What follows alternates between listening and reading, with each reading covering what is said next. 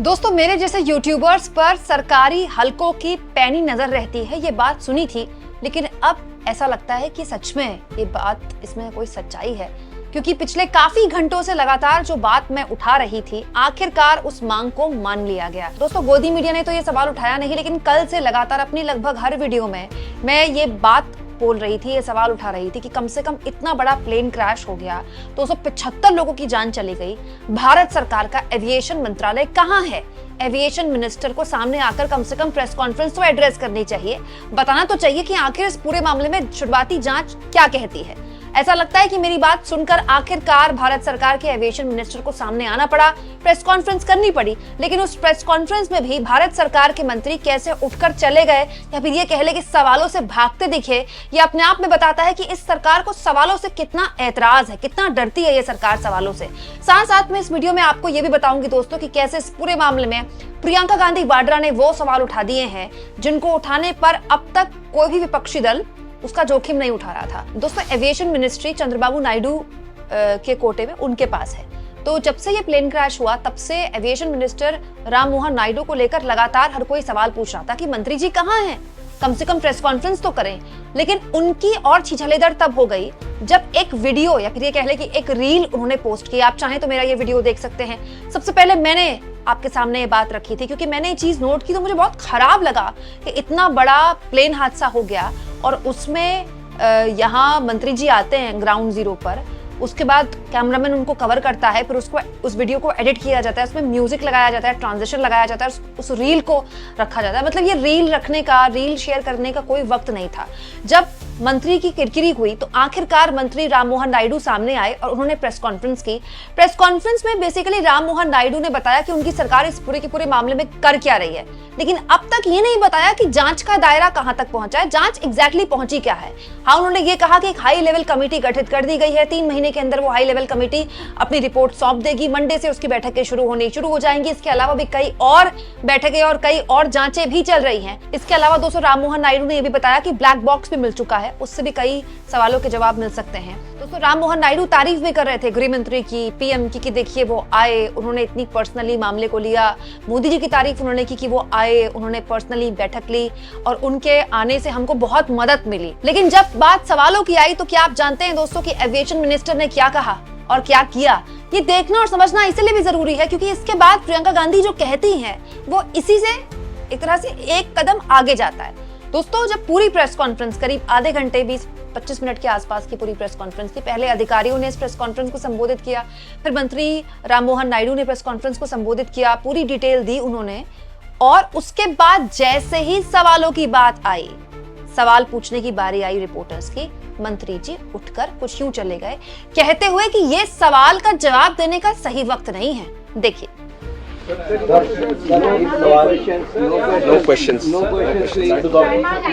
Appropriate time we'll answer the questions. I think we just wanted to give an update. कुछ opposition के leaders No questions. Medical student कितना नुकसान हुआ है sir? Yes, we will keep giving you all the information.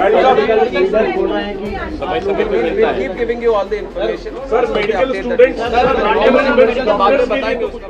तो मंत्री महोदय से कोई पूछ ले कि सवालों का जवाब देने का सही वक्त कब आएगा, क्योंकि कमेटी की रिपोर्ट तो 3 महीने बाद आएगी, तो क्या तब तक कोई सवाल ना पूछे जाएं? दोस्तों, ऐसा कैसे हो सकता है कि पिछले 24 घंटे से ऊपर का वक्त हो गया, इनफैक्ट 48 घंटे हो जाएंगे जब आप मेरा ये वीडियो देख रहे होंगे, तो ऐसा कैसे हो सकता है कि सरकार के पास कोई जानकारी ना हो कि शुरुआती जांच एक्चुअली बताती कहाँ है?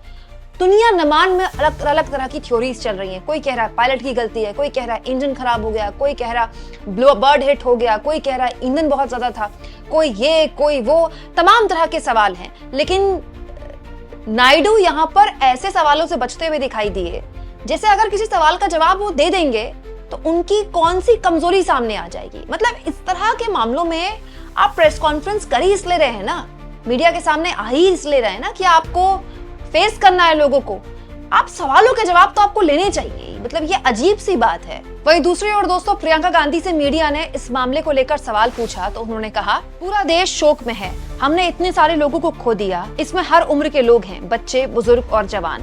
इस दुख की घड़ी में हमें एकता बनाए रखनी चाहिए उन लोगों के प्रति जिन्होंने इस प्लेन क्रैश में जान गंवाई और साथ में मेडिकल कॉलेज के छात्रों ने जिन्होंने अपनी जान गंवाई।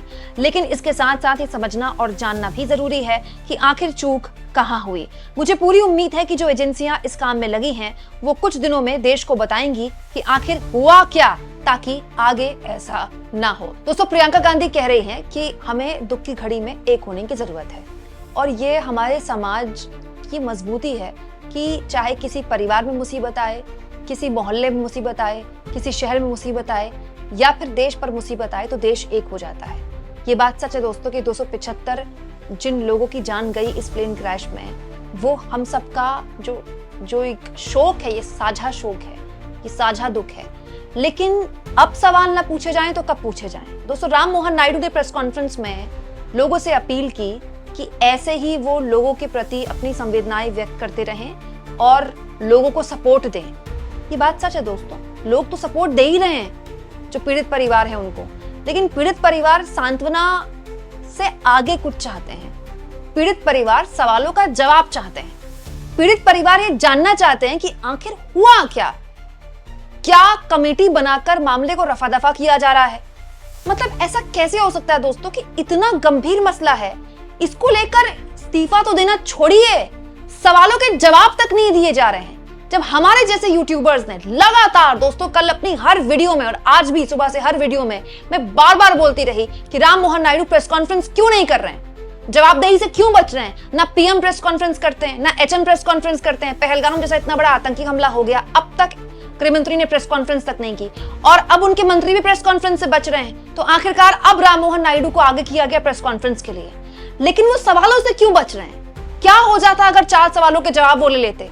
अलग अलग तरह की कॉन्स्पिरेसी थ्योरीज चल रही हैं दोस्तों। आईपीएल की एक टीम ट्रॉफी जीती और उसके जश्न में स्टेडियम के बाहर, स्टेडियम के अंदर बद इंतजामी हुई तो पूरी की पूरी मीडिया ने उस सरकार को जवाबदेह बनाया, जो कि बनाना चाहिए।